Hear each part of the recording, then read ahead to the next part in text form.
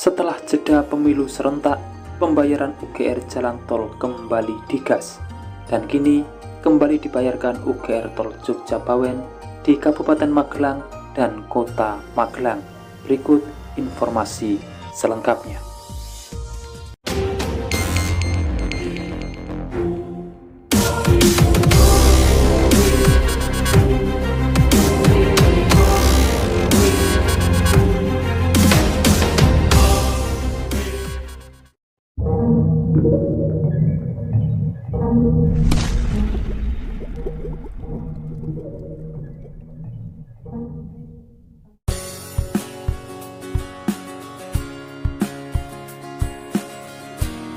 Kantor BPN Kabupaten Magelang kembali melakukan pembayaran UGR pembebasan lahan proyek pembangunan jalan tol Jogja-Bawen pada Kamis 28 November 2024. Pembayaran ganti rugi meliputi wilayah Desa Sidomulyo, Wodosoko, Tampir Kulon, Mejing di Kecamatan Candi Mulyo, dan Desa Senden di Kecamatan Mungkit.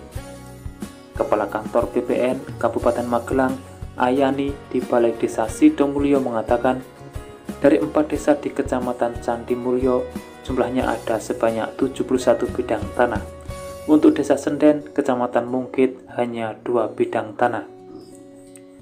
Jumlah nominal uang ganti kerugian yang dibayarkan di 5 desa tersebut mencapai 53.255.988.318. Luas total lahan mencapai 3,748 meter persegi. Pada pekan mendatang, pihaknya akan kembali melakukan pembayaran uang ganti kerugian 18 bidang lahan untuk 6 desa masuk seksi 3. Lokasinya meliputi Desa Sidomulyo 7 bidang, Tampir Kulon 2 bidang, dan Desa Senden 6 bidang lahan. Selain itu, juga untuk Desa Mungkit, Desa Bojong, dan Pabelan masing-masing 1 bidang, lalu 5 bidang tanah di Desa Mejing yang masuk dalam seksi 4. Salah satu warga penerima uang ganti rugi, Suparman, ia menerima uang ganti rugi mencapai 1.283.769.276. Rumahnya di Desa Sidomulyo terkena pembebasan proyek jalan tol Jogja-Bawen. Lahan pekarangan dan rumah seluas 263 meter persegi terkena pembebasan proyek jalan tol Jogja-Bawen. Nantinya uang ini akan digunakan kembali membeli rumah. Sementara itu, di lokasi lain, Pemkot Magelang menerima UGR pengadaan tanah jalan tol Jogja-Bawen sebesar 832.820.000. Sebab ada 3 bidang tanah milik Pemkot yang terdampak mega proyek tersebut. Tepatnya di Kelurahan Tidar Utara, Magelang Selatan. Nantinya lokasi tersebut akan menjadi eksit tol Jogja-Bawen di Kota Magelang.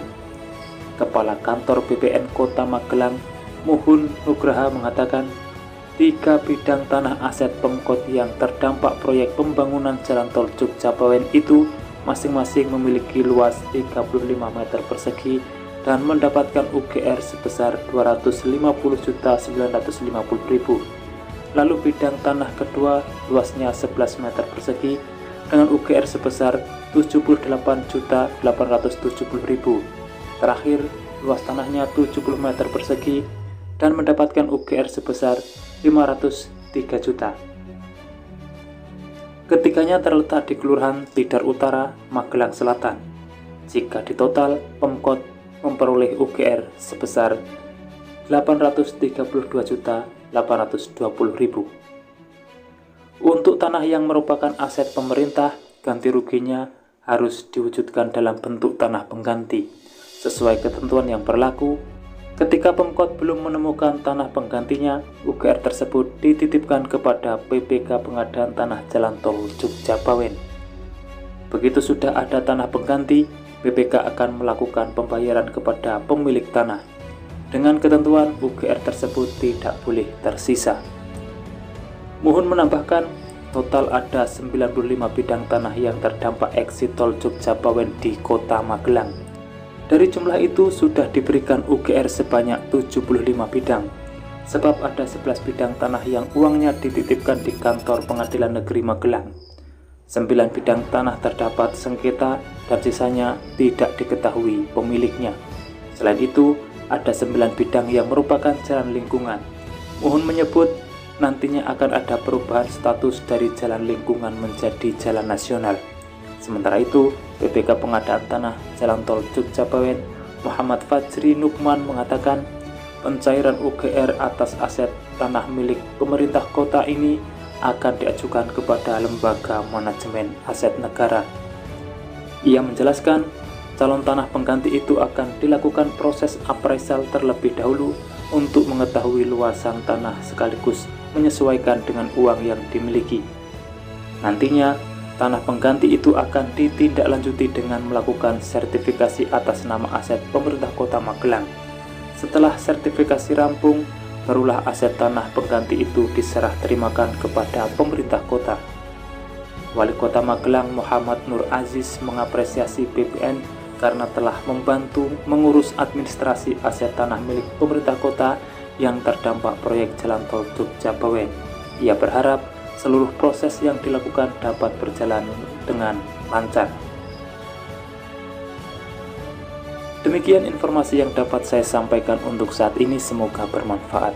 Dan jangan lupa pantau terus channel ini untuk mendapatkan update informasi di setiap harinya. Terima kasih telah menonton dan saya pamit undur diri. Wassalamualaikum warahmatullahi wabarakatuh. Sampai bertemu di kabar menarik selanjutnya.